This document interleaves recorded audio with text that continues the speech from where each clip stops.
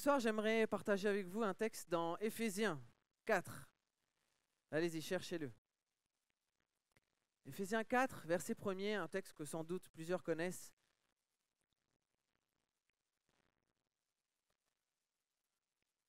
Et vous allez comprendre en quelques instants pourquoi choisir ce texte-là. Ce n'est pas forcément le texte le plus connu des Éphésiens.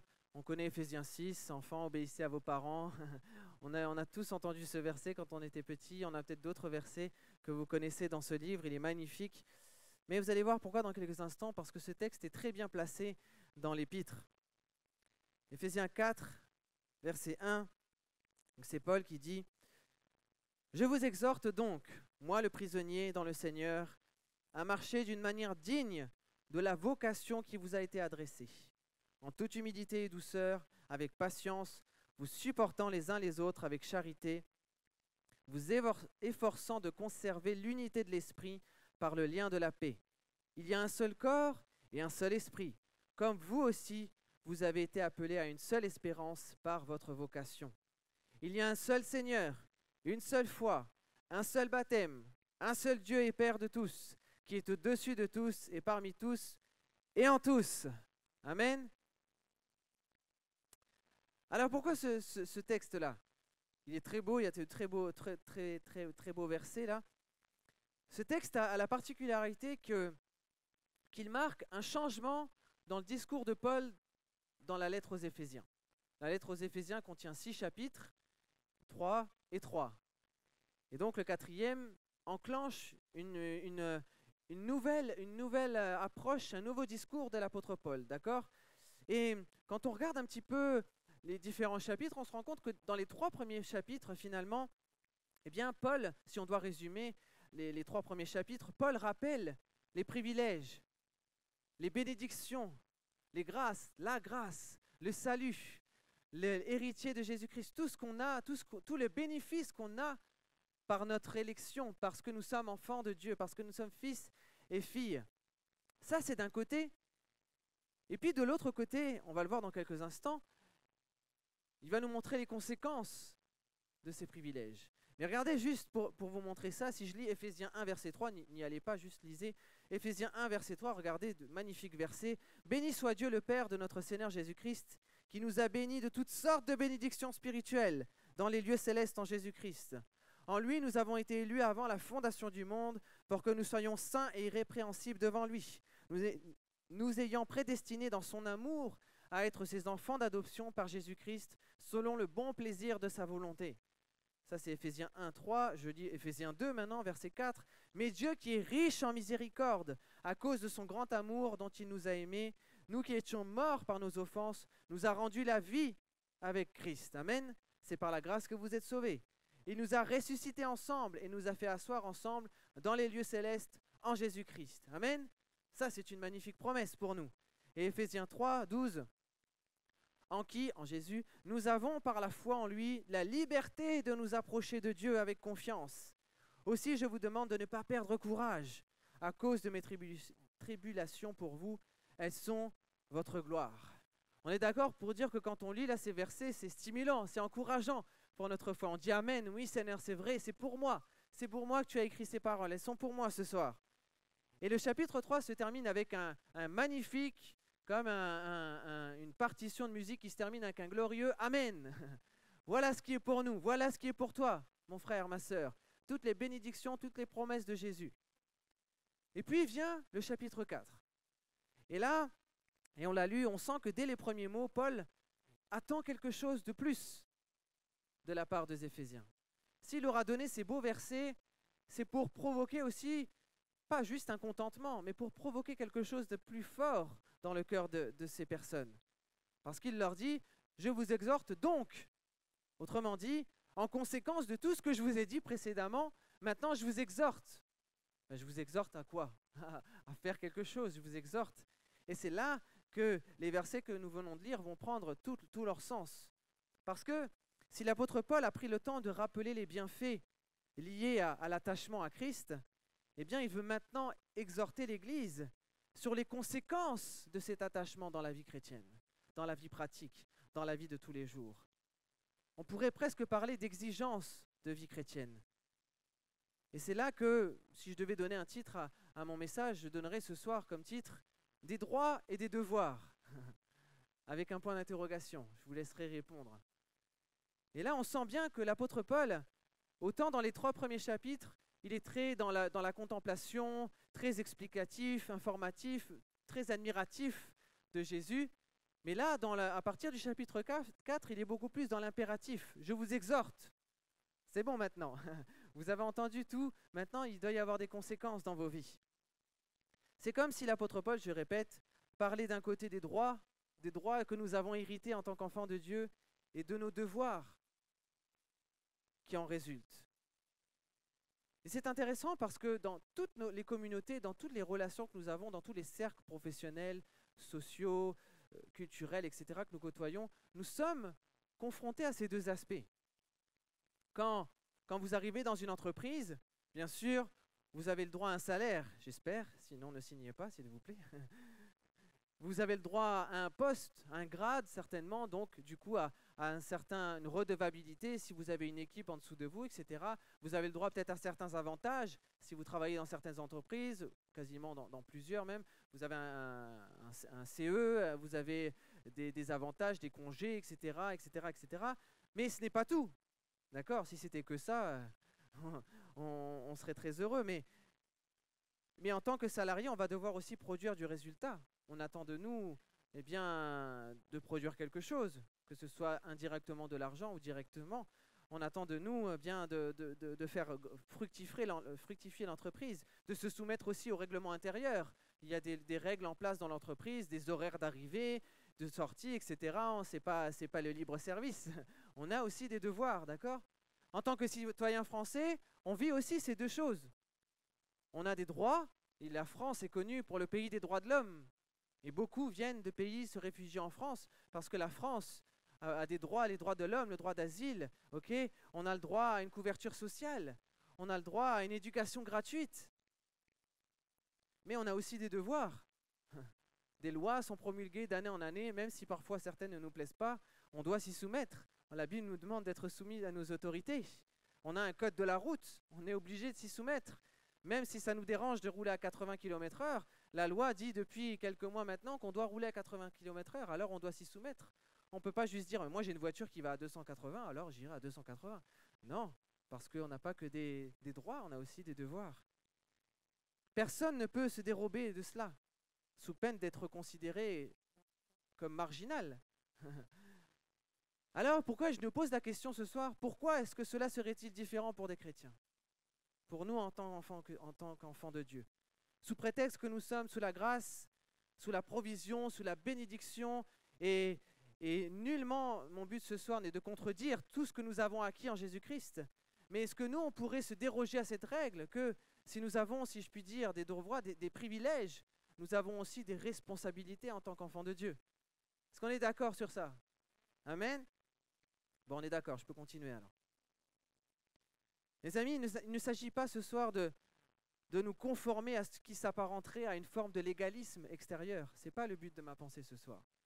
Ce soir, il ne s'agit pas, la vie chrétienne ne s'apparente pas à de la religiosité, on l'a dit, on le dira toujours, mais plutôt à chercher une action, une exigence volontaire, pas imposée, volontaire et intérieure dans notre cœur au plus profond de nous pour vivre digne de Jésus-Christ. Est-ce qu'on est d'accord? Je vais le dire différemment. La vie chrétienne ne consiste pas à avoir une forme extérieure de pratique, d'être soumis à des lois, mais c'est une conviction qui sort de nous-mêmes parce que nous aimons Jésus, parce que nous voulons lui plaire, parce que nous désirons vivre la sanctification. Alors, nous nous exigeons dans notre vie avec une pleine volonté de vivre dignement pour Jésus-Christ. Et ça, c'est le résultat des bénédictions, des provisions qui viennent de Dieu. Et c'est pour ça que Paul recommande de marcher d'une manière digne de la vocation qui vous a été adressée. Et je continue, il y a dans cette phrase, je vais suivre les versets, il y a dans cette phrase une magnifique complémentarité, je trouve, parce que il y a d'un côté cette marche terrestre, marcher dignement, c'est très pratique, marcher dignement, et de l'autre côté, la vocation, c'est notre salut, notre appel céleste, cette réalité spirituelle que nous avons en Jésus-Christ, liée à notre salut. Et c'est comme si Paul nous encourager là, encourager l'Église à vivre comme une normalité, comme si notre vie chrétienne devait aussi être normale. Une marche chrétienne, c'est quelque chose de très pratique, c'est quelque chose de très simple, de très facile à considérer. Une marche chrétienne, mais pour autant, qui doit refléter une réalité, une vie spirituelle, une vie céleste, parce que notre vocation est céleste, parce que notre salut est céleste, d'accord? La réalité de notre salut, c'est ce que l'apôtre Paul nous dit en introduction là, de ces versets, doit se refléter dans tout ce que nous appelons la vie de tous les jours.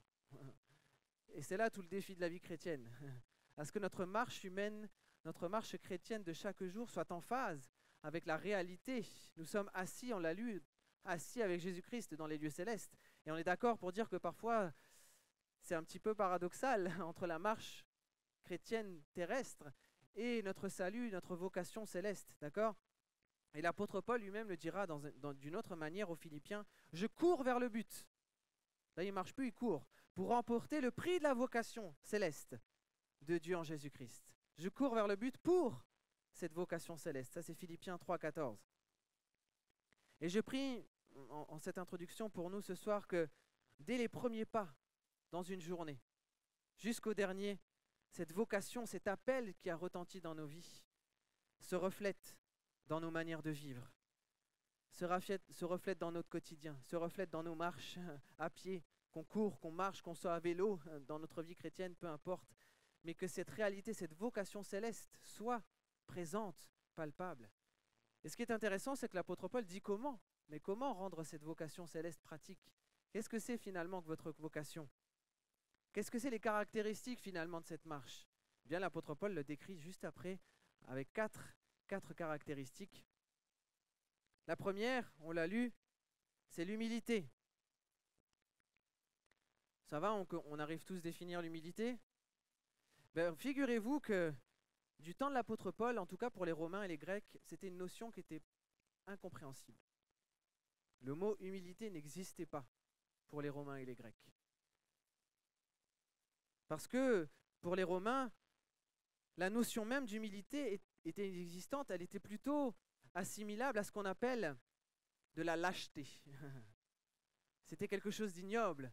Et on a tous cette image très prétentieuse du Romain, du Grec, qui voyait les hommes, ceux qui étaient en dessous de lui, avec beaucoup d'orgueil, etc. Et la notion même d'humilité n'était pas une qualité, c'était un défaut, c'était quelque chose de moche, c'était quelque chose de vil, ce n'était pas une qualité. Et là, l'apôtre Paul, certains commentateurs pensent même que c'est l'apôtre Paul qui a créé le mot en grec pour parler d'humilité, tellement c'était quelque chose qui n'était pas courant pour les peuples de Rome et de Grèce. Mais par cet emploi, et ça on est d'accord je pense, Paul nous encourage et encourage l'Église à reconnaître ses limites.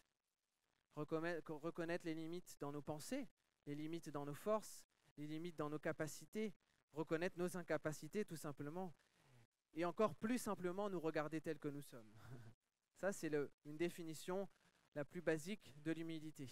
Commencer par avoir conscience de qui nous sommes, de nos limites, et par là reconnaître ce que Jésus peut faire en nous, bien évidemment.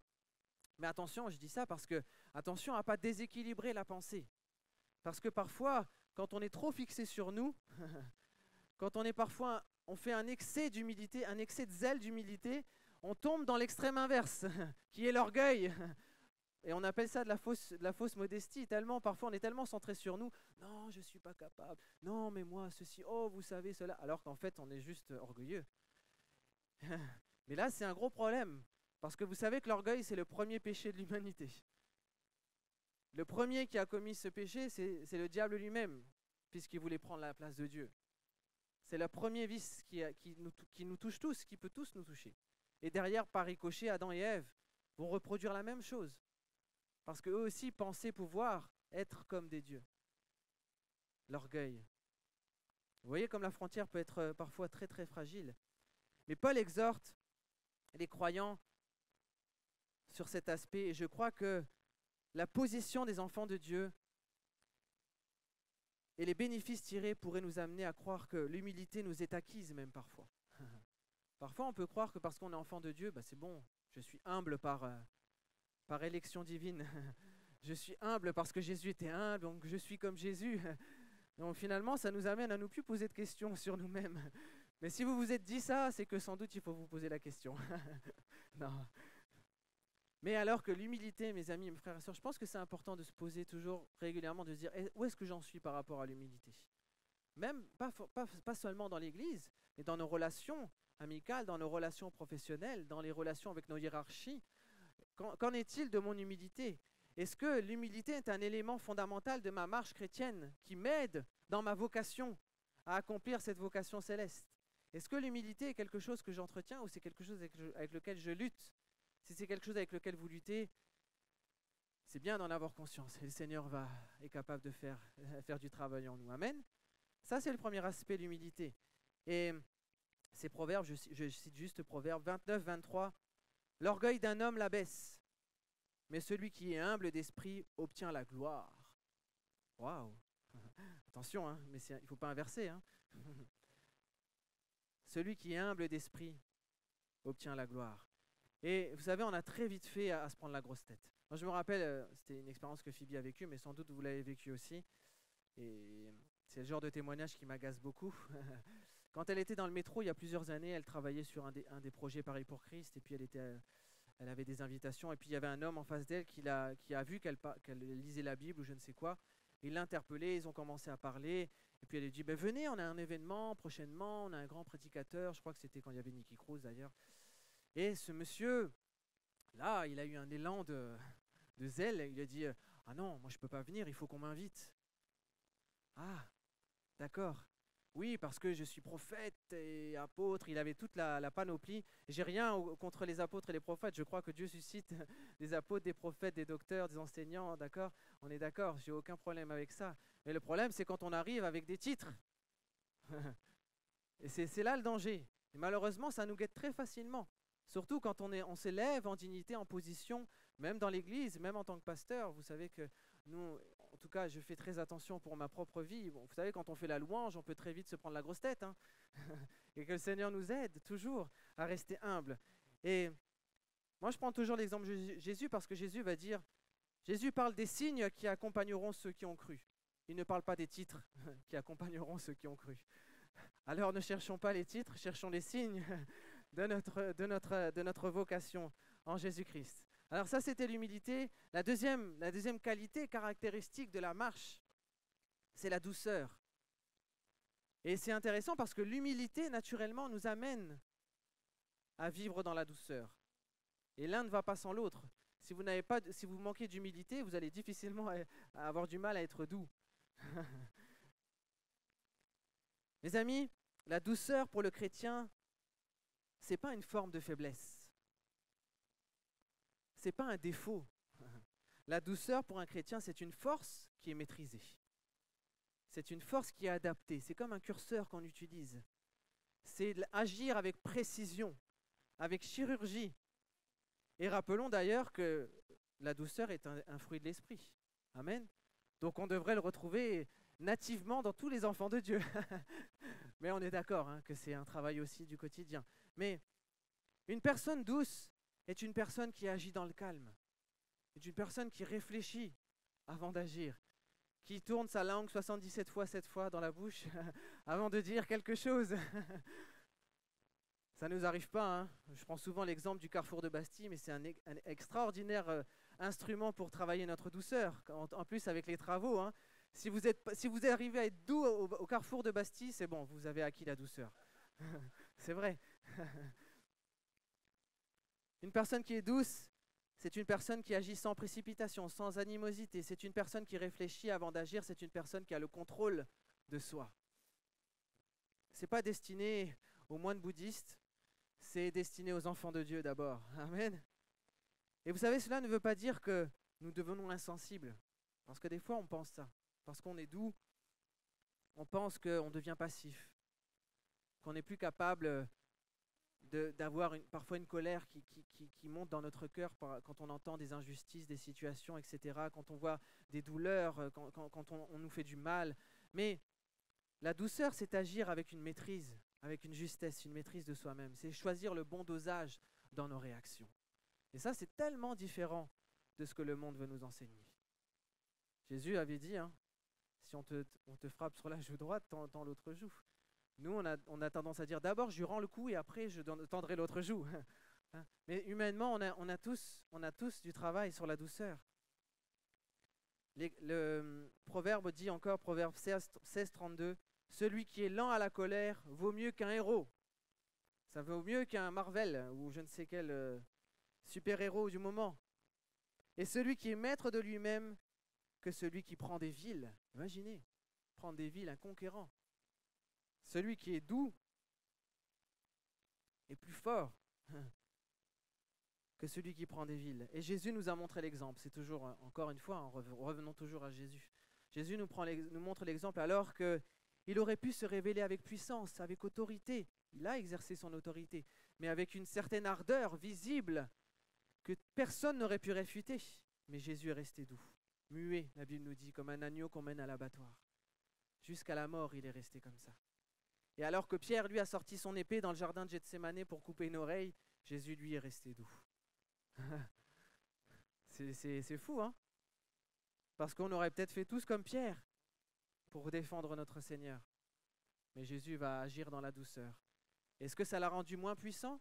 Non, ça l'a rendu victorieux sur la mort pour autant. Amen. La douceur, mes amis, est un moyen de nous démarquer d'une génération qui est empressée, qui est brusque, qui est impatiente. Voilà une qualité qui nous démarque en tant qu'enfants de Dieu. Et je le dis aussi, on est d'accord, seul l'Esprit de Dieu peut véhiculer cette véritable douceur. On est d'accord?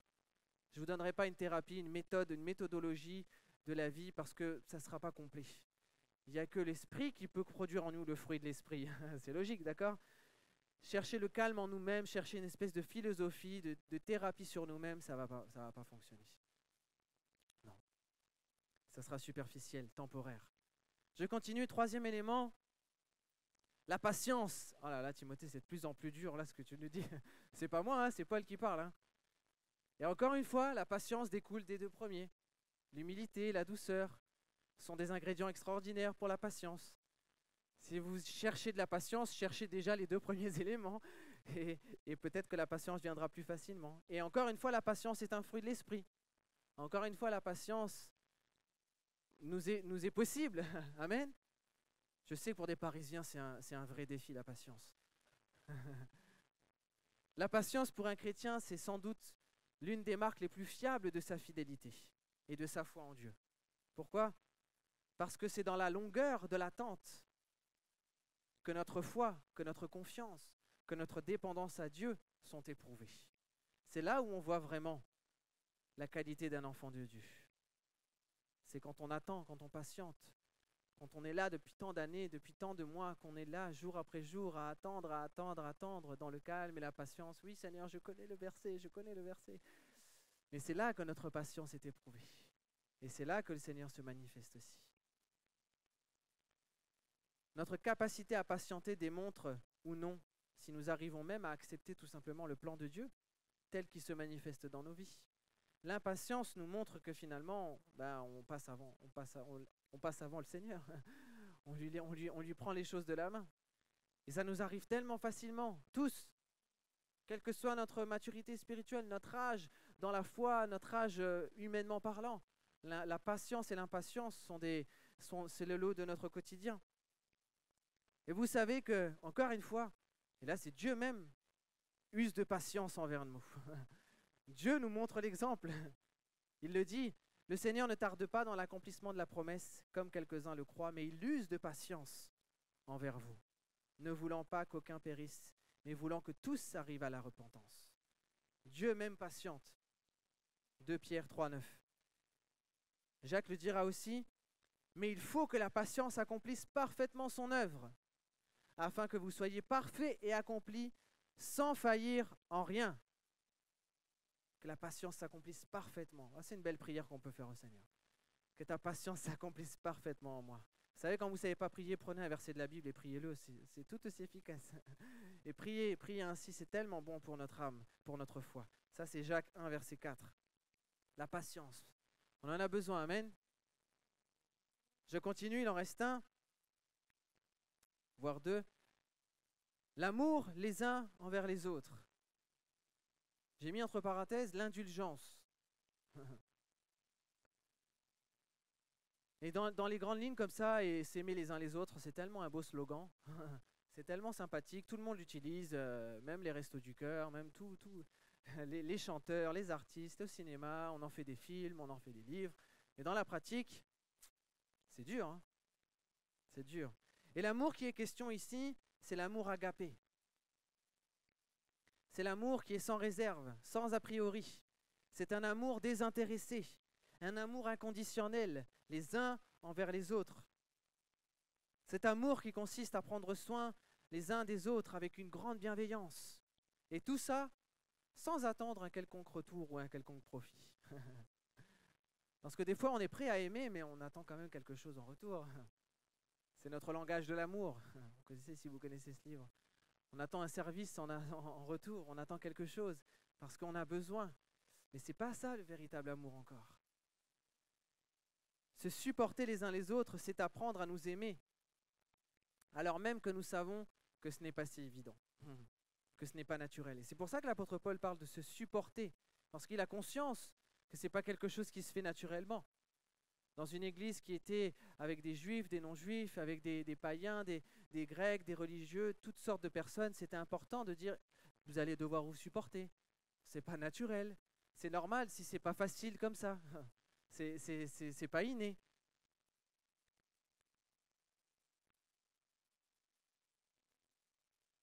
Se supporter les uns les autres. C'est Proverbe 10-12, il dit « La haine excite les querelles, mais l'amour couvre toutes les fautes. » Waouh, ça serait bien ça pour notre actualité. La haine excite les querelles, mais l'amour couvre toutes les fautes. Encore faut-il bien aimer, hein, parce qu'il y a aussi l'amour éros, qui est un amour beaucoup plus, qui n'est pas mauvais, hein, mais qui est un amour beaucoup plus charnel, qui est l'amour qu'on connaît plus entre un homme et une femme, par exemple. Mais l'amour agapé est quelque chose qu'on a besoin, qu'on doit avoir déjà au milieu de nous, amen. L'Église doit manifester cet amour les uns envers les autres. Et puis on termine, on arrive, après l'apôtre Paul cite ces 4 aspects-là, et puis il parle après de l'unité de l'esprit. Je relis, si vous êtes toujours avec moi. Il dit « En toute humilité, douceur, avec patience, vous supportant les uns les autres avec charité, vous efforçant de conserver l'unité de l'esprit par le lien de la paix. » Mes amis, quand nous vivons et quand nous arrivons à vivre ces 4 premiers aspects, l'humilité, la patience, la douceur, l'amour les uns envers les autres, alors nous vivons l'unité. Alors nous vivons cette unité. Et il n'est plus question alors de créer, d'inventer quelque chose. Nous n'avons pas à créer l'unité, on l'a déjà dit, je pense. On n'a pas besoin de faire l'unité entre nous. Si on vit, si Dieu a fait cette œuvre en nous, on a tous vécu la même chose. On a tous vécu cette élection en Jésus-Christ. Dieu nous a élus, a fait de nous ses enfants. Dieu nous permet de vivre ces 4 aspects. Alors nous vivons. Alors nous avons tous les ingrédients en action pour vivre l'unité au milieu de nous. Et mes amis, vivre l'unité, il ne s'agit pas ici d'une unité organisationnelle, d'une unité professionnelle comme peut-être on peut le vivre ou on nous demande de le vivre, une unité institutionnelle. Malheureusement, liberté, égalité, fraternité n'est pas suffisante pour vivre l'unité. On est d'accord? Malheureusement, c'est un dicton qui est très beau, mais qui est dur à mettre en place. Il ne s'agit pas d'une union nationale, ça revient très souvent et c'est revenu il y a quelques jours.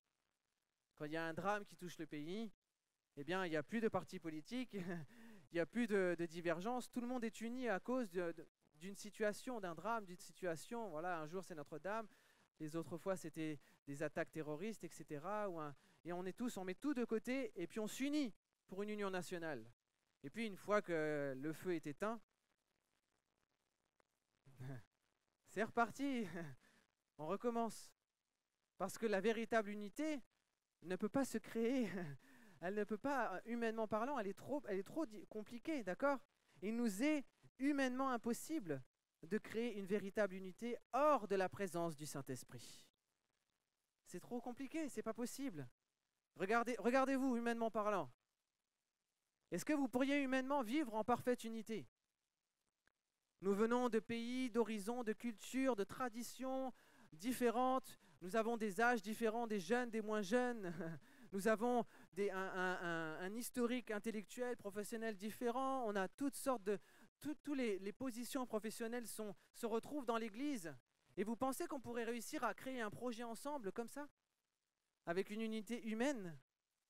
On arriverait peut-être une fois, deux fois, et puis après, ben non, moi je suis pas d'accord, et ceci et cela, et puis après il y a l'orgueil, et puis il y a la maîtrise de soi, et puis tous les 4 mots qu'on a vus avant, ils tombent à l'eau complètement, parce que parce que c'est difficile humainement. Mais il nous est possible, et nous vivons, je crois, cette unité aujourd'hui, parce que l'Esprit de Dieu a mis en nous cette unité. Amen. Ah, on est d'accord, hein? Alors c'est vrai, humainement, on ne peut pas vivre cette unité.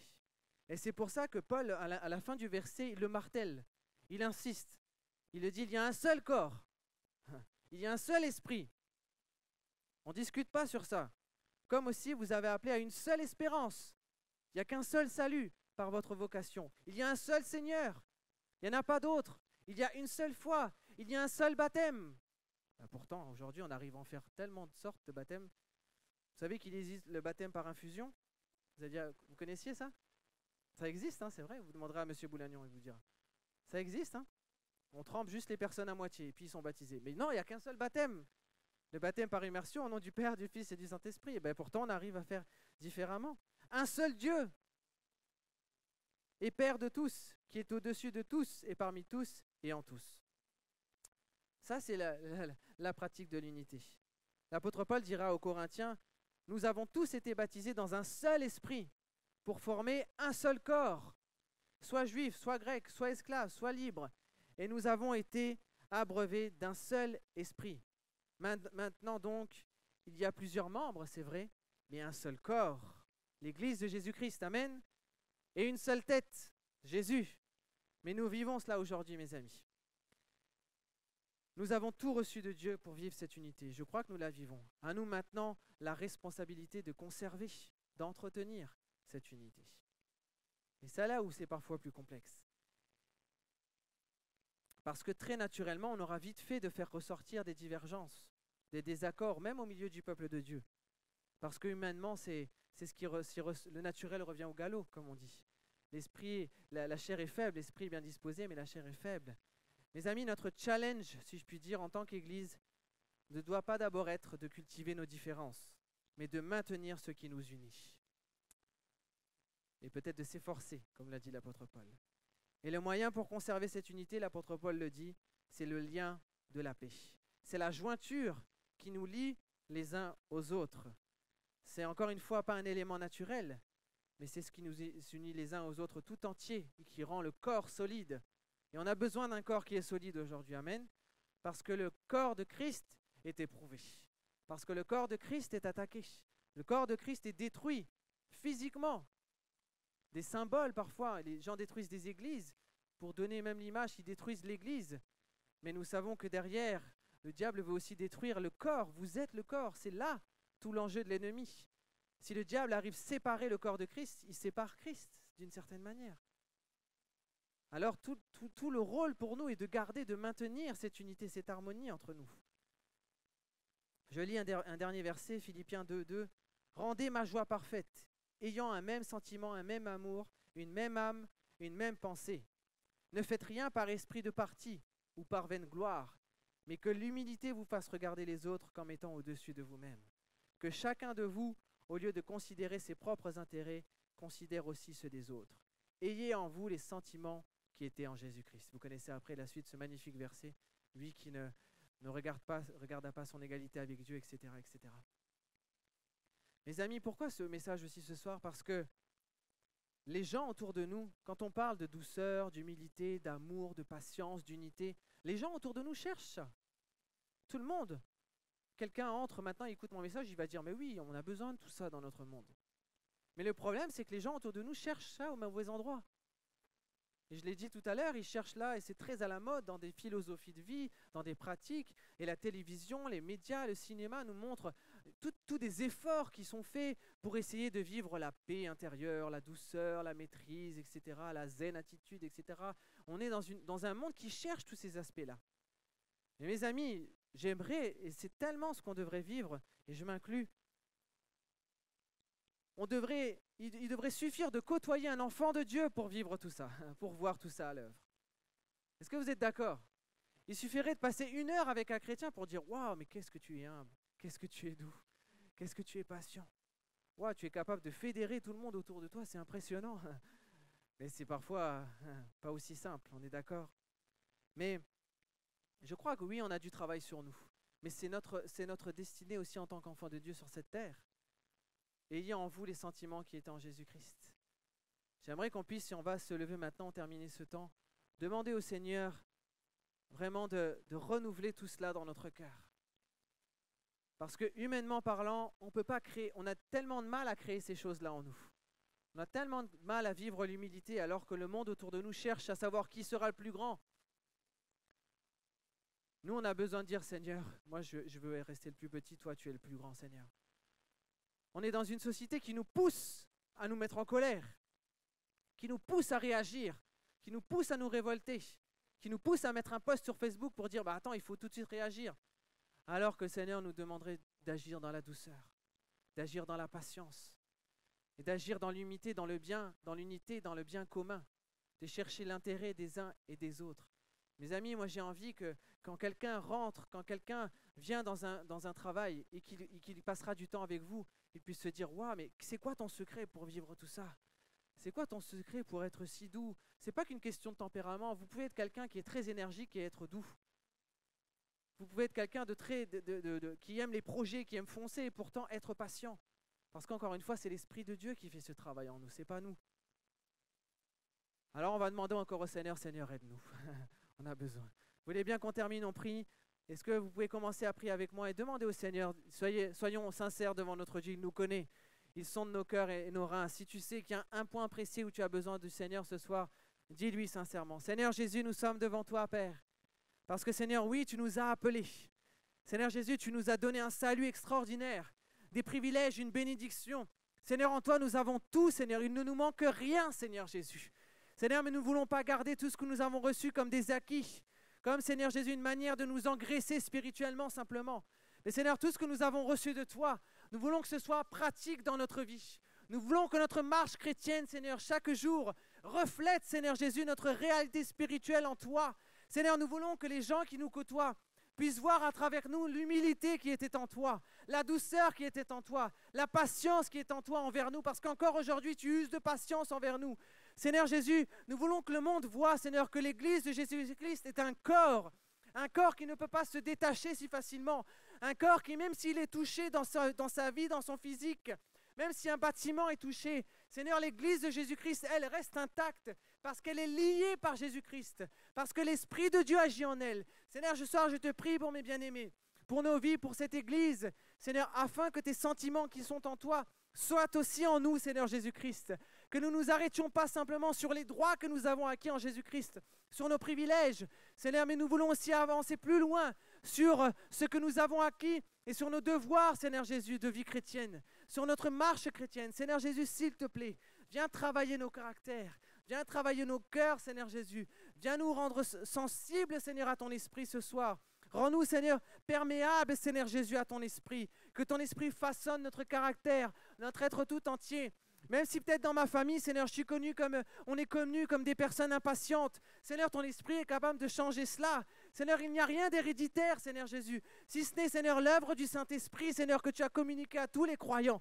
Seigneur Jésus, merci pour l'œuvre parfaite que tu fais en nous, l'œuvre complète que tu fais en nous. Seigneur, nous aspirons, et nous l'avons chanté tout à l'heure, à être plus près de toi, plus comme toi, Seigneur.